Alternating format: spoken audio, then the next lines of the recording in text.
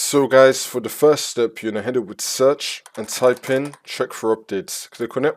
And then once you're on this, you're gonna click on check for updates. Make sure that your computer is fully up to date.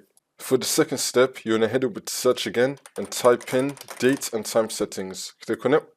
And then once you're on this, make sure that your time zone is correct. Make sure that you have set time automatically turned on. Now you're gonna scroll down and then click on sync now. Make sure that your date and time is fully synced up. And now for the next step, you're gonna head over to search and type in services. Click on it. And then once you're on this, you're gonna click on any service one time and then click on M on your keyboard. You now want to find Microsoft Store install service. Double click on it.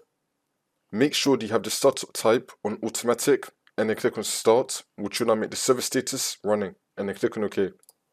And now for the next step, you're gonna head over to search again and type in Microsoft Store. Now you're gonna click on app settings. And then once you're on this, you're gonna scroll down and then click on terminate. Now you're gonna click on reset and then click on reset again.